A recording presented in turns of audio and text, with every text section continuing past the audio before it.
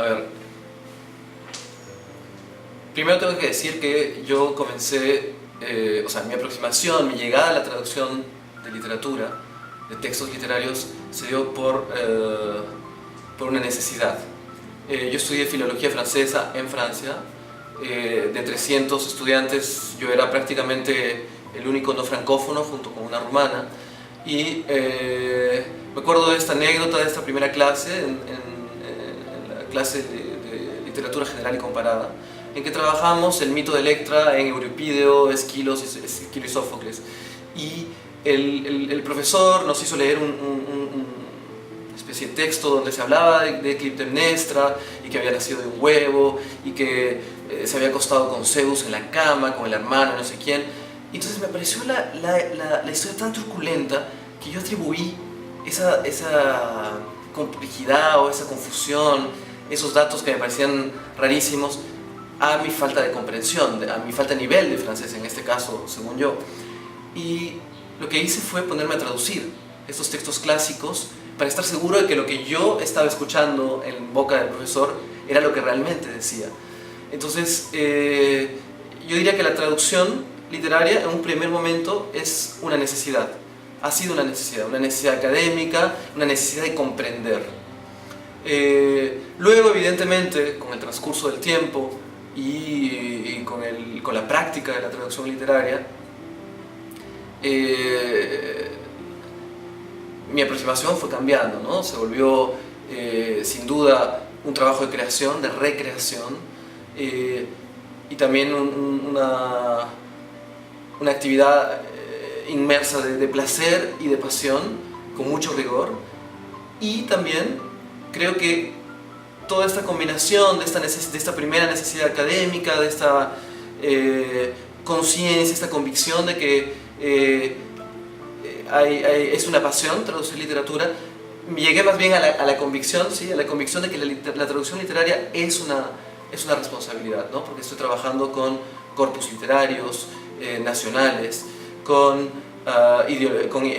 cosmovisiones, con tradiciones culturales que son diferentes a la mía, y estoy trasladando todo ese universo a esta lengua de llegada, y eso implica muchísima responsabilidad.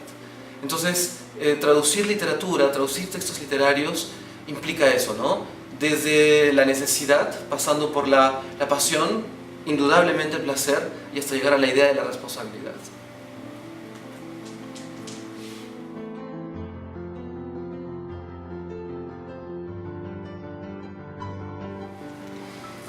Mi trabajo como traductor de textos literarios no es unívoco, no es monolítico.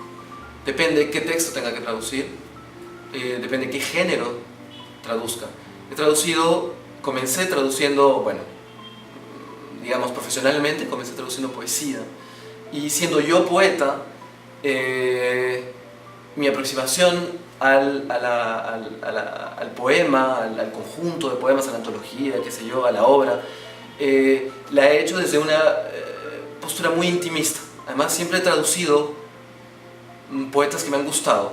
Nunca he aceptado traducir un poeta hermético que no entendiera o con el que no me conectara. Entonces, por ejemplo, la traducción de poesía para mí es un trabajo absolutamente íntimo. Ahora, traducir narrativa y traducir teatro ya corresponden a dinámicas diferentes. No que quiera endiosar la traducción poética o ponerla por encima de las otras, de hecho es lo que más me gusta. Sin embargo, lo que he hecho, cómo he trabajado la traducción de textos teatrales y de narraciones ha sido diferente. Me he aproximado con la idea del proyecto traductor, es decir, el texto ha estado enmarcado dentro de un proceso muy claro de hacia dónde iba, qué es lo que me pedía la casa editorial, la idea de commande, que no sé muy bien cómo se dice en español, pedido, ¿no? del pedido de traducción, le ha modelado el proyecto. Por ejemplo, pienso en el caso de La Fosse Suivante, La falsa criada de Marivaux, que fue un pedido de La Plaza Isil, de Alberto Isola. Entonces, mi aproximación a este texto clásico, que nunca había sido traducido curiosamente al español, fue trabajado en función de las necesidades del director de la obra, en este caso Alberto Isola, de la empresa productora, es decir, La Plaza Isil, de los actores y del público, ¿no? Entonces había un horizonte de recepción que yo tenía que tener en cuenta en este trabajo de traducción. ¿No? En el 2012, en el Perú, un texto clásico del siglo XVIII, del teatro francés del siglo XVIII. Entonces funcionó así. Ahora acabo de terminar de traducir un texto de Anne Cibrand. Es una novela, es la primera vez que termino, o sea, que traduzco una novela integralmente. Y es muy interesante porque lo hemos hecho pensando en que va a ser leído por un público andino, ¿no? Boliviano, peruano, va a ser editado aquí. Ahora, ¿cuál es esta particularidad? Porque digo, ha sido pensado, la traducción ha sido pensada, hecha, que va a ser leída por un público andino. Resulta que Anne Cibrand tuvo la idea de trabajar, de recrear en francés toda una serie de mitos alrededor del Cerro Rico en Potosí, ¿no? Este cerro fabuloso de donde prácticamente España, con la que prácticamente España, la riqueza de España, de la España colonial salió del Cerro Rico, además de Zacatecas, de Huancavelica, etc., pero estaba concentrada ahí, ¿no? Entonces hay una serie de mitos fabulosos que Anne Cibrand ha recogido, ha organizado en un relato, en francés evidentemente, y además con una estética de lo real maravilloso. Es decir, ha trasladado al francés mitos andinos con la estética de lo real maravilloso.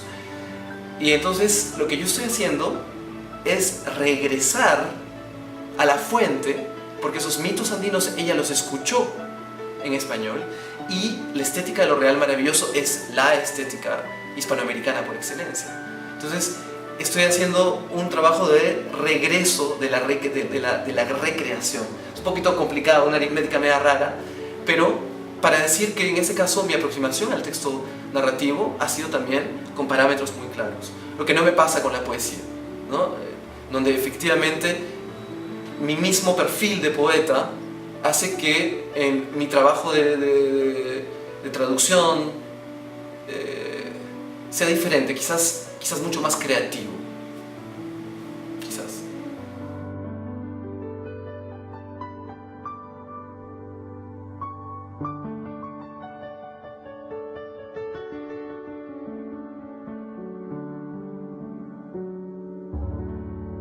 Bueno, traduttore, traditore. Soy sin duda, nunca he traicionado tanto como en poesía, quizás. Y quizás nunca he sido tan fiel como cuando traduzco poesía. Es aparentemente contradictorio, pero forma parte de un mismo aliento, ¿no?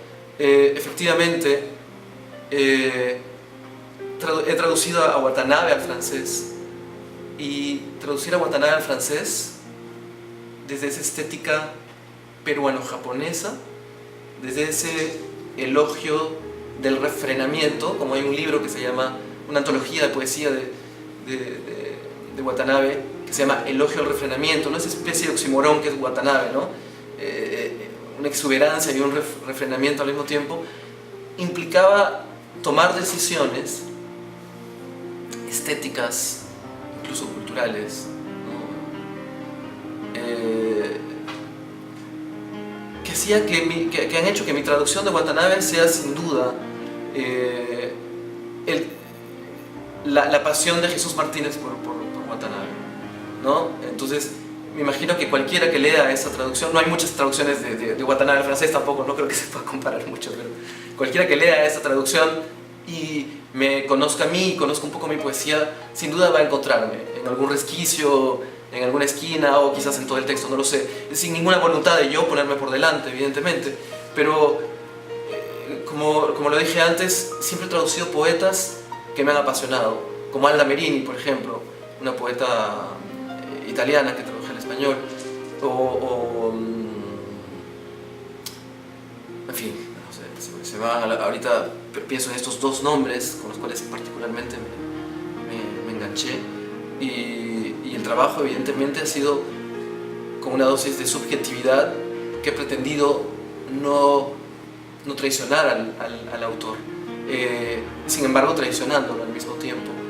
Pero es un trabajo al mismo tiempo, diría yo, auténtico, sincero, porque en el caso de Watanabe, por ejemplo, he leído su obra y releído su obra y leído su obra y releído su obra tantas veces que la traducción fue un camino conocido dentro de lo desconocido, ¿no? Suena medio raro, pero ha sido así.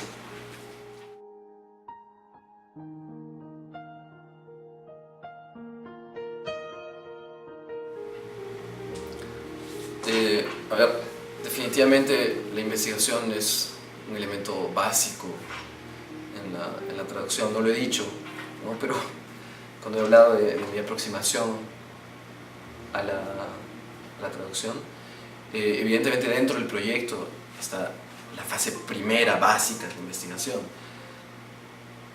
Quizás me parece tan obvio que ni siquiera lo menciono, pero efectivamente, para leer a Marivaux, para traducir a Marivaux tuve que leer y ver otras versiones de otros textos de Marivaux traducidos, actuados, ¿no?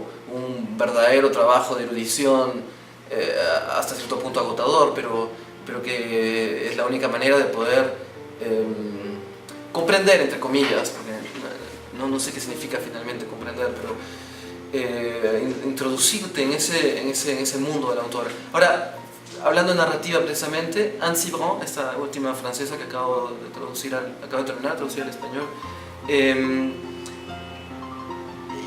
yo no he podido tener acceso a otras obras suyas. Están sus obras publicadas en Francia, chez Grasset, que es un editor que no es tan grande, entonces yo le pedí a Anne Cibran que me enviara sus obras, no lo pudo, en fin, qué sé yo. Entonces, ¿qué me pasó? Me quedé con esta única obra que se llama Dans la montagne d'argent, en el Cerro de Plata, y que la intriga gira alrededor de este hombre que se mete, este indígena en este caso, que se mete al Cerro Rico para reclamarle al diablo, al tío, al dios de la montaña, en este caso, que es un dios diablo. Le va a reclamar por sus hermanos muertos, etcétera, etcétera, etcétera. Y es un viaje al interior, ¿no? Toda la novela es un viaje al interior de esta montaña, hasta las profundidades físicas, pero también las profundidades psicológicas de todos estos mineros que sufren, que gozan, que viven dentro de esta mina. Y yo lo que hice fue, teniendo en cuenta que no podía tener acceso a esta otra obra de Anne Cibran, que me hubiera ayudado desde un punto de vista estético, pero no tanto desde un punto de vista temático, porque es el primer libro que ella escribe sobre América Latina. Entonces lo que hice fue, me fui a Potosí y contraté un guía que fue un ex minero, me metí a la mina y estuve con los mineros tomando singani, ofreciendo hojas de coca al tío, hablando de sus preocupaciones, de sus deseos, empujando un vagón de minerales, cambiándome la camisa con un minero, en fin, no sé, hice un trabajo que hace un actor, ¿no? Cuando quiere meterse en el papel de un personaje, ¿no? Me acuerdo de este amigo mío que tenía que hacer de Lorca, y este amigo mío, Mario, tenía que actuar como amante de Lorca, y no encontró mejor estrategia que volverse mi amante para justamente saber qué podían, salvando las distancias. Yo no soy Lorca, evidentemente, pero quiso experimentar cómo era amar a un poeta. Entonces yo hice eso, me metí a las entrañas del Cerro Rico durante un día intenso, que me permitió mucho comprender mucho justamente sobre esta temática Entonces mi investigación fue por ese lado. Entonces la investigación tampoco es unívoca, tampoco es solamente ser un ratón de biblioteca y leer todo lo que está alrededor.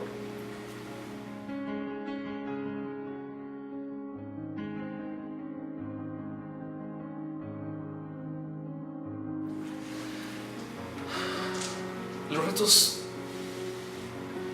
de la traducción de textos literarios yo los plantearía ahorita a nivel, o sea, lo aterrizaría a algo muy concreto, porque podemos hablar en general de los retos de la traducción literaria, pero lo plantearía sobre todo a nivel de Perú y de región.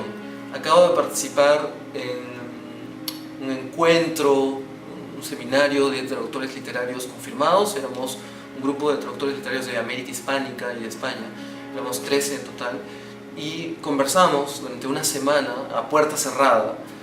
Estuvimos 8 horas juntos todos los días hablando de traducción, traduciendo y trabajando sobre la traducción, y al final lo que nos quedó claro fue que en el caso sobre todo de regiones como la nuestra, con mercados editoriales pequeños, a la excepción de México y Argentina, y con poca tradición de traducción, no es que no se traduzca, pero no hay una masa grande de traducción. La gran traducción se hace en España, esencialmente. Hace que el gran reto del traductor literario sea el aislamiento. Un traductor literario en América Latina trabaja muy aislado, ¿no? Entonces es ahí, yo creo, donde se pueden articular redes de traductores literarios. No somos muchos, somos pocos, pero somos. Y creo que ese es el reto que a mí me parece básico, ¿no? A nivel de mercados literarios, a nivel de editoriales, pero sobre todo a nivel de traductores. Con esta idea, ¿por qué no?, de crear un gremio regional que también defienda al traductor, ¿no? Porque el traductor finalmente es ese personaje invisible que además coges el libro y nunca lo encuentras. Está, a veces, si está en la segunda o tercera página, o en la contratapa, y entonces, no sé, se me ocurre, por ejemplo, de poner, luchar porque figure el nombre del traductor junto al del autor, entre otras cosas, pero básicamente diría yo ese es el aislamiento, ese es el reto que enfrenta el traductor literario ahora, que sigue enfrentando.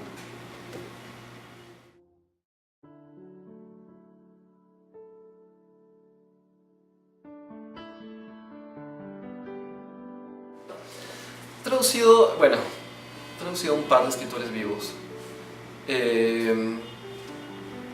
Trabajé, por ejemplo, un pequeño texto de Alain Renaud, que es un autor francés, que es amigo mío. Pero el punto es que él no conocía el español, evidentemente, no sabe nada de español. Y lo interesante fue poderme sacar el bichito de la duda, de la sinonimia, por ejemplo. Tal palabra puede significar 5 cosas, y en este poema todas estos semis, ¿no? estos significados son válidos. ¿Con cuál trabajo? ¿Cuál sería más válido? Pienso en Nancy Brand otra vez, esta narradora francesa con la cual trabajo por Skype, y conversamos de sus hijos y conversamos de 1000 cosas más. Entonces trabajamos por Skype la recorrección de los capítulos. Entonces es muy interesante porque el texto no es solamente un texto, ¿no? Hay una cosa mucho más carnal, mucho más física al conocer al autor.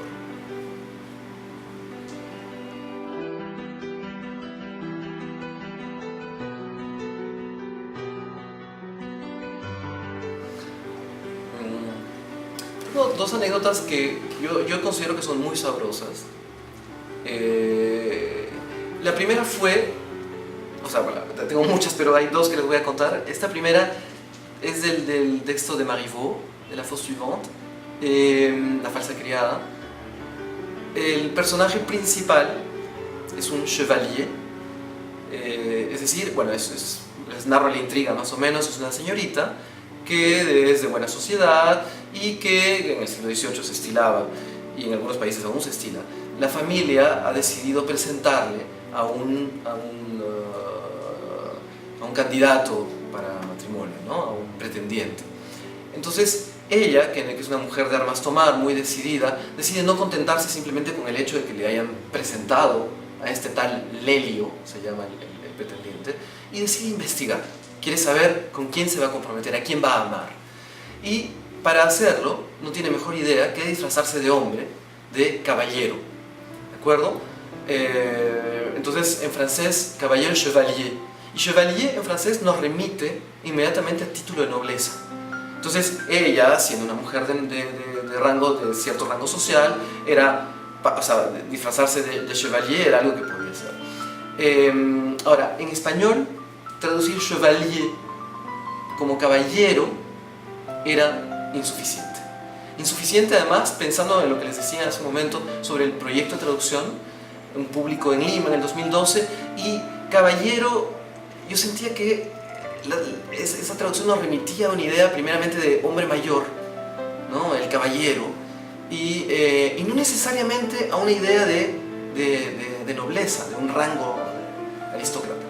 Entonces era absolutamente una traducción imperfecta, que no iba a calzar con la idea de esta joven que se está travestiendo en hombre, y que implicaba además mantener su rango social, ¿no? Porque no se desclasaba. Y entonces, en un momento dado, tuve esta fabulosa iluminación, ¿no? Fue eureka, y encontré la palabra varón. Varón, que nos remite al título de nobleza, al varón, la baronesa, y que además no implicaba una cuestión etaria de edad, no había un rango de edad definido. Varón podía ser un joven, podía ser un mayor, y además en el vocabulario peruano actual, decir varón es algo muy, muy común, y como esta es una obra muy cómica, de ambigüedades, de confusiones, esa palabrita fue fabulosa, ¿no? Varón. La segunda anécdota tiene que ver con que ha sido un desafío. En realidad no es una anécdota, sino es un desafío, ¿no? Mi última traducción, que es sobre este cerro rico, este cerro que ha producido tanta plata, del cual les decía, ¿no? Actualmente sigue produciéndose en el Cerro Rico plata, y es el Cerro Rico, es una expresión acuñada ya, ¿no? Es una expresión que funciona así.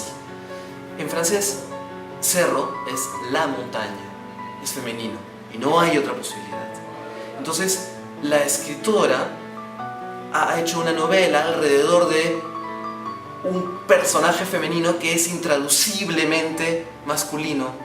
O sea, es imposible traducirlo al español como la montaña. No podía traducirlo a la montaña porque es el Cerro Rico, la expresión ya existe, ¿no? Es como decir la montaña San Cristóbal. Nadie diría en Lima, vamos a la montaña San Cristóbal. Todos decimos el Cerro San Cristóbal. En este caso es aún más poderosa la imagen de el Cerro Rico. Entonces, eso ha sido un trabajo de filigrana, ¿no? Realmente de recreación de toda la estructura narrativa que estaba articulada en función a esta feminidad de la montaña que hemos trasladado a una masculinidad.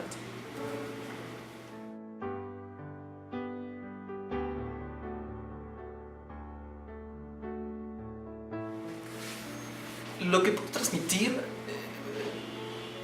ante todo, porque no se puede traducir literatura si no te apasiona la literatura. Puedes traducir un texto jurídico sin que te apasionen las leyes, puedes traducir, no sé, un texto científico sin que te apasione esa rama particular de la ciencia. En cambio, traducir literatura es imposible si no te apasiona la literatura. Creo yo, sueno muy ditirámbico quizás, pero sí lo creo, es una convicción. Entonces, lo que sí hago es transmitir pasión por la literatura. Luego la traducción literaria vendrá como una necesidad, vendrá como una realidad, después o no vendrá. Pero eso sí es lo que yo creo que puedo hacer y hago en las clases de francés, esencialmente francés para traductores, es mostrar que la lengua está cargada de ese patrimonio, y aún más el francés, de ese patrimonio literario, ¿no? Entonces siempre trato de soltar una que otra perla constantemente. Y mi trabajo como de transmisor, de traducción literaria, va sobre todo por ese lado, por el lado de la transmisión, por la pasión por la literatura.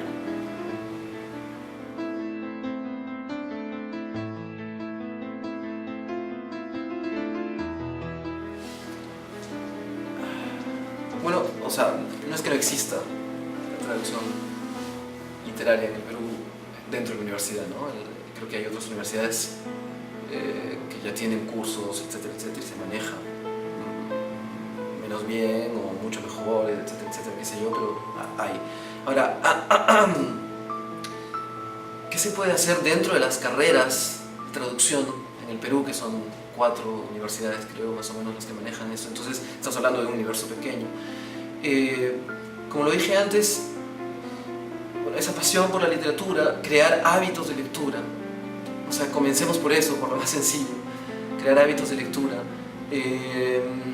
Entender, que el alumno entienda que la literatura no es solamente este vehículo artístico, sino es un camión, ¿no? Una caravana de interculturalidad, de saber, de sentir, ¿no? Entonces, y que además la literatura también es un discurso de poder, ¿no? Que la literatura es un discurso de poder, que es un discurso que construye imaginarios, mucho más poderoso de lo que parece. Incluso no leyendo, el hecho de que exista la literatura ya es un discurso que articula el imaginario de una nación, de un país, de una región. Entonces, ¿qué se puede hacer? Eso, ¿no? Crear hábitos de lectura, impulsar, deberíamos tener, no sé, el mes de la lectura, ¿no? Hay una frase que yo veía alguna vez en el suelo en una universidad que decía: leer es un viaje de primera. Eso decía, leer es un viaje de primera. Y crear esa conciencia de que efectivamente, para poder traducir textos literarios, lo primero que tenemos que hacer es aprender a leer. No que no sepamos leer, sino a aprender a aproximarnos al texto de otra manera académica por un lado, pero también complejizando nuestra relación con el texto, ¿no? Trabajando con narradores, trabajando con puntos de vista, trabajando con la estructura literaria, con figuras literarias, etcétera, etcétera. Entonces, evidentemente es bastante ambicioso lo que estoy diciendo, pero creo que esa sería una manera de impulsar la traducción literaria dentro de las carreras de traducción, ¿no? Enseñar a leer literatura.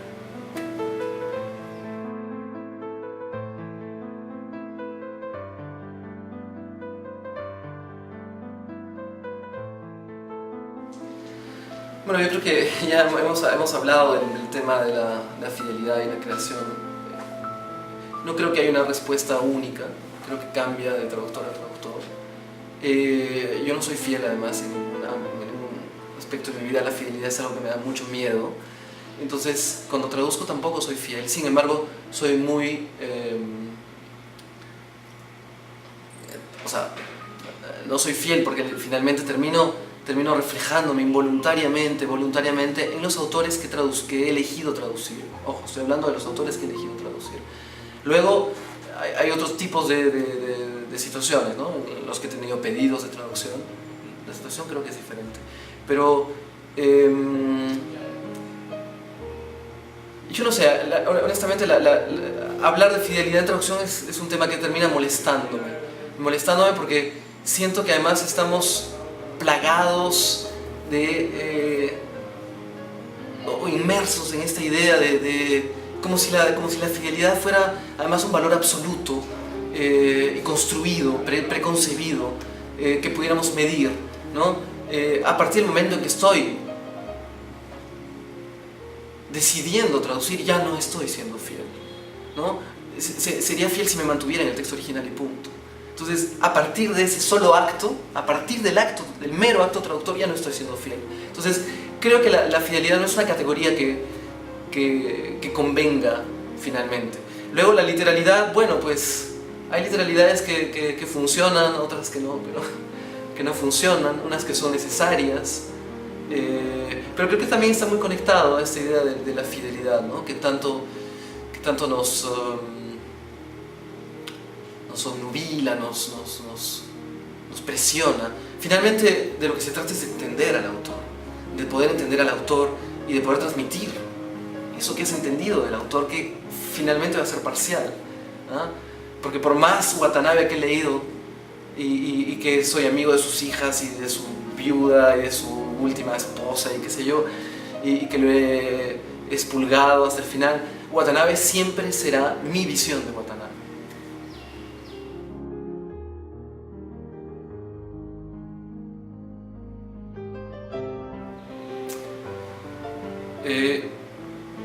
Algo más que me gustaría añadir es que la traducción también implica un oído musical. La traducción de textos literarios implica haber entendido la música del autor, cosa que es estética y que es poética, etcétera, etcétera, porque es música también, y tratar de mantener esa música que percibimos en la lengua a la que estamos traduciendo. Entonces les voy a leer el texto de Watanabe, que se llama El lenguado. Es un texto bellísimo, forma parte de su libro Historia Natural, y luego les voy a leer la traducción. Son músicas diferentes, pero mi música es una música que intenta aproximarse a aquella que he escuchado yo. El lenguado. Soy lo gris contra lo gris. Mi vida depende de copiar incansablemente el color de la arena. Pero ese truco sutil, que me permite comer y burlar enemigos, me ha deformado. He perdido la simetría de los animales bellos. Mis ojos y mis narices han virado hacia un mismo lado del rostro. Soy un pequeño monstruo invisible, tendido siempre sobre el lecho del mar. Las breves anchovetas que pasan a mi lado creen que las devora una agitación de la arena, y los grandes depredadores me rozan sin percibir mi miedo. El miedo circulará siempre en mi cuerpo como otra sangre. Mi cuerpo no es mucho. Soy una palada de órganos enterrados en la arena, y los bordes imperceptibles de mi carne no están muy lejos. A veces sueño que me expando y ondulo como una llanura, sereno y sin miedo, y más grande que los más grandes. Entonces yo soy toda la arena, todo el vasto fondo marino. La Solde. Je suis gris sur gris. Ma vie dépend de l'inlassable imitation des couleurs du sable, mais ce tour subtil, qui me sert à manger et à tromper l'ennemi, m'a rendu difforme. J'ai perdu la symétrie des beaux animaux. Mes yeux et mes narines ont glissé d'un seul côté du visage. Je suis un petit monstre invisible, toujours étendu sur le fond de la mer. Les brèves anchois qui passent près de moi croient être dévorés par un remous dans le sable. Et les grands prédateurs m'effleurent sans percevoir ma peur. La peur circulera toujours en moi comme un autre sang. Mon corps n'est pas grand-chose. Je ne suis qu'un tas d'organes enfouis dans le sable, et les bords imperceptibles de ma chair ne se trouvent jamais très loin. Parfois, je rêve que je m'étire et que j'ondule comme une plaine, serein et sans peur, plus grand que les plus grands. Alors, je suis tout le sable, tout le vaste fond marin. José Watanabe, El lenguado.